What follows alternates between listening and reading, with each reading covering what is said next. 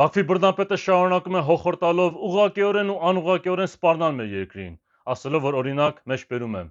մեծացնում ենք մեր ռազմական ներուժը, մատակարարվել են ժամանակակից ԱԹՍ-ներ, հրետանային նոր համակարգեր, պետք է ցանկացած պահի պատրաստ լինենք պատերազմի, մեջբերման ավարտ։ Մինչդեռ Հայաստանում վարչապետի աթոռը զբաղեցնող սելֆիների ֆանատը խաղաղության հետ կապված սին հույսեր է կապում, ասելով, օրինակ, մեջբերում եմ, հնարավոր է, որ 2026 թվականի բյուջեի ծախսերի էական աճ կամ պաշտպանական ծախսերի աճ ընդհանրապես չլինի։ Կարծում եմ տրամաբանական է, համենայն դեպս մեր գնահատականը այս պահին սա է, մեջբերման ավարտ։ Ինչպես գիտենք, մի այլ ելույթի ժամանակ նաև ասել է այս անհեթեթ մտքերը, նորից մեջբերում եմ։ Բանակը նույնիսկ անվտանգության երկրորդ, երրորդ, չորրորդ, հինգերորդ գործիքը չպետք է լինի։ Բանակը պետք է լինի անվտանգության ամենավերջինը, մեջբերման ավարտ։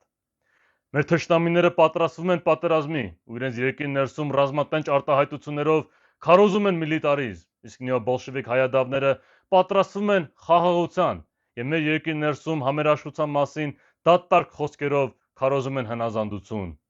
Մեկը պատրաստվում է տիրանալ, մյուսը ստրկանալ։ Եվ ձեր կարծիքով այս անգութ աշխարհում, որտեղ ամեն քառակուսի մետր հողի համար արունալի պայքար է գնում, որ մի ուժն է գերակայություն ունենալու եւ ապագան իր ձեռքերում պահելու։